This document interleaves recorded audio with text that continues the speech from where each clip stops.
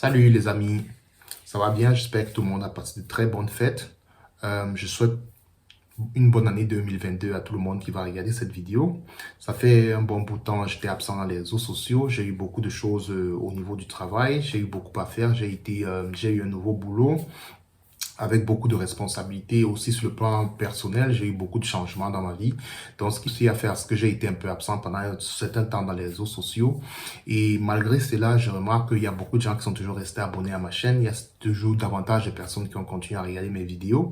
Donc, je tiens déjà à dire merci à tous ceux-là, à tous ceux qui sont restés connectés, abonnés à ma chaîne, malgré que la chaîne n'a pas été actualisée pendant un bon bout de temps. Je sais même pas, ça fait 4, 5, 6 mois que j'étais pas présent. Mais j'ai pas quitté YouTube, je reste toujours dans YouTube. Il y a tellement de choses que j'ai manquées, il y a eu tellement de thèmes qui auraient valu une vidéo ou bien plusieurs vidéos. Malheureusement, j'étais vraiment occupé, comme j'ai dit, sur le plan professionnel et aussi sur le plan personnel et même sur le plan familial. Je suis toujours le même, je suis toujours votre Yann Moxon. Donc, j'étais assis là, j'étais en train de travailler. Puis, je me suis dit, pourquoi pas faire une petite vidéo pour juste dire bonne année à tous ceux qui sont abonnés à ta chaîne ou alors à tous ceux qui vont regarder cette vidéo. Donc, encore une fois de plus, bonne année à tout le monde. Je vous souhaite de tout ce qu'il y a de meilleur durant l'année 2022 parce que l'année 2021, nous avons eu tellement de problèmes. J'ai pas envie de citer ici. Tout le monde connaît déjà ce que c'est que le Covid, toutes les restrictions que ce Covid aujourd'hui, tous les changements que cette maladie a apporté ou bien cette pandémie a apporté dans nos vies. Donc, on ne sait pas comment les choses vont continuer, mais quoi qu'il en soit, je souhaite beaucoup de courage à tout le monde et beaucoup de choses positives pour l'année 2022. Et j'espère que je trouverai davantage de temps pour être présent sur ma chaîne YouTube et partager avec vous encore et échanger avec vous. Parce que, il y a eu comme ça le thème, par exemple, de l'envoi de l'argent en Afrique, le transfert d'argent en Afrique. J'aurais bien aimé donner mon point de vue là-dessus. Peut-être on va faire des vidéos des jours à venir là-dessus. Il y a eu, par exemple, le cas de Tanguy David, le jeune noir qui soutient Éric Zemmour en France. Ça aussi, ça a fait couler beaucoup d'encre.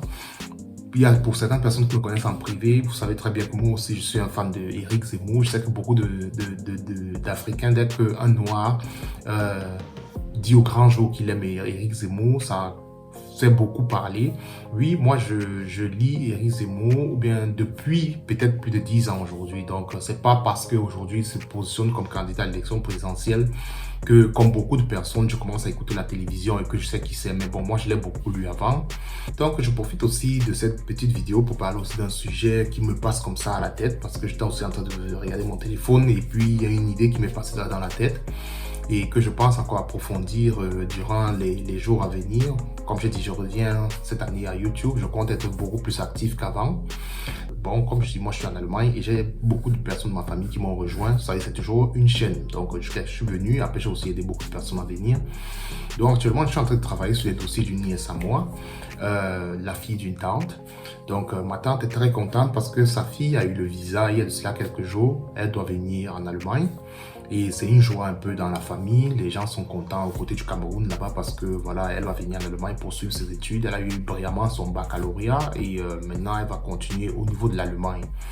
Donc cette euphorie, c'est vrai, c'est naturel. Quand on est peut-être au Cameroun et qu'on va venir faire des études en Allemagne, il y a de quoi être content.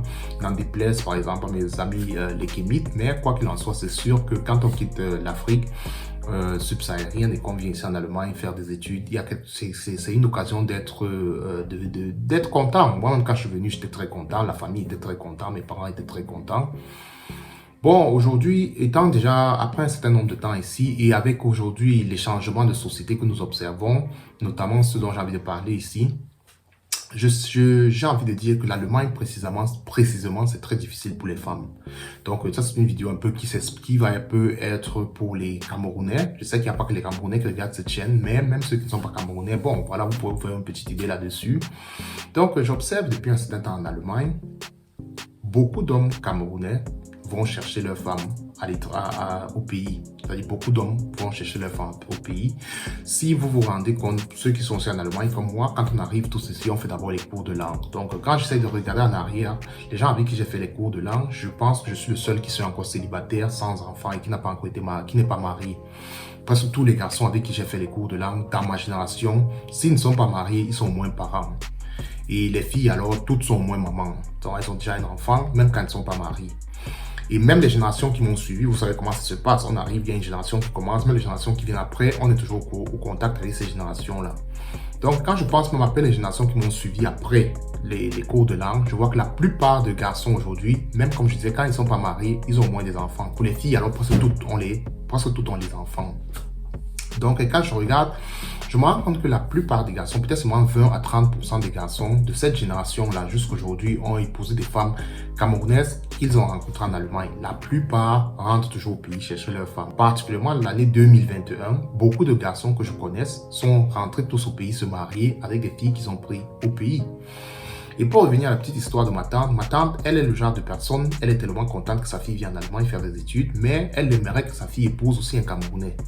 Et de préférence même encore un Camerounais de la même origine. Et j'essaie de me dire, mais attends, quand les parents envoient leur fille en Allemagne, ils ont déjà ce genre de visée, tu dois épouser un Camerounais, tu dois épouser déjà, il y a tellement de forums sur Internet où on prend le 100% Camerounais. Déjà que l'Allemagne est tellement difficile pour les filles, et encore aujourd'hui, plusieurs garçons aujourd'hui vont au pays chez les femmes. Et en plus, même ceux qui ne vont pas, il y a encore les femmes des autres communautés qui viennent en challenge. Pour les femmes camerounaises, peut-être qu'ils aimeraient avoir un mari camerounais. Donc, c'est un phénomène que j'aimerais, durant l'année 2022, approfondir ici et peut-être même discuter avec vous. Je ne sais pas comment vous vivez ça dans vos différentes villes où vous êtes en Allemagne. Moi, c'est quelque chose que j'ai remarqué. Je remarque que ça devient de plus en plus difficile pour les femmes camerounaises de pouvoir fonder une famille avec un homme camerounais parce que la compétition est très élevée. Déjà, la compétition avec les filles qui sont au pays et en plus avec les femmes des autres communautés. Donc, la probabilité pour une femme camerounaise de venir ici faire des études, finir, se marier, fonder une famille aussi avec son frère camerounais, ça devient de plus en plus difficile. C'est de plus en plus difficile. Et je sais pas, bon, on peut trouver des raisons par rapport à ça, mais c'est pas ça l'objet de la vidéo d'aujourd'hui. Je parle juste d'un constat, quelque chose que j'ai remarqué de plus en plus. Je sais pas comment vous vivez ça, vous qui êtes dans d'autres villes en Allemagne, je sais pas, dans d'autres États. Peut-être c'est seulement moi qui remarque ça ici à travers les gens de ma génération, ou bien les promotions qui sont venues après avec moi ou bien après moi. C'est un phénomène que je regarde, j'observe de position déjà pour ma cousine, ma nièce qui arrive. Elle veut faire des études, elle veut devenir médecin et tout. Et je vois toute l'euphorie qu'il y a au niveau de la famille. Et je ne sais pas comment dire à ma tante. Franchement, ça risque aussi, je ne sais pas comment aborder ce sujet-là. C'est-à-dire, il y a beaucoup d'euphorie, elle vient ici et la tante voit déjà comment elle va se marier, tout et tout. Mais la réalité sur le terrain, c'est très difficile. Donc, c'est des sujets comme ça que j'aimerais qu'on parle, on va parler, c'est des sujets comme ça que je vais aborder avec vous au courant de l'année 2022. Comme j'ai dit, on va parler de beaucoup de choses, que ce soit sur l'affaire du transfert d'argent, même c'est déjà passé. On va parler de ça, de la Coupe d'Afrique au Cameroun qui commence bientôt, de l'actualité aussi politique en Afrique, voilà, même l'actualité politique en France avec le candidat Zemmour que moi je soutiens bien entendu parce que je pense que nous les Africains on est peut-être contre Zemmour quand il est en France, mais je pense que la plupart des Africains de la région subsaharienne notamment rêveraient d'avoir un candidat comme Zemmour. C'est-à-dire moi je suis Camerounais, je pense que s'il y avait un Zemmour Camerounais aujourd'hui qui venait et qui parlait aux Camerounais, je pense que tout le monde sera audible. C'est-à-dire qu'avant on a eu l'effet Macron, on avait aussi pensé avoir un effet Macron au Cameroun. Après, tout le monde sait ce que c'est devenu. C'est devenu chacun se cherche. Bref, on ne va pas entrer dans les détails. Mais je pense que quand on parle d'Afrique subsaharienne, d'Afrique noire, beaucoup de pays africains noirs aimeraient avoir un candidat comme Zemmour qui va leur parler de leur pays, qui va leur parler de l'Afrique et qui va leur parler tout simplement de leur histoire. Donc, voilà. Il y a plein de choses qu'on va parler au courant de l'année 2022. Encore une fois de plus, bonne année à tout le monde. Voilà, je vous remercie, tous ceux qui sont abonnés à ma chaîne.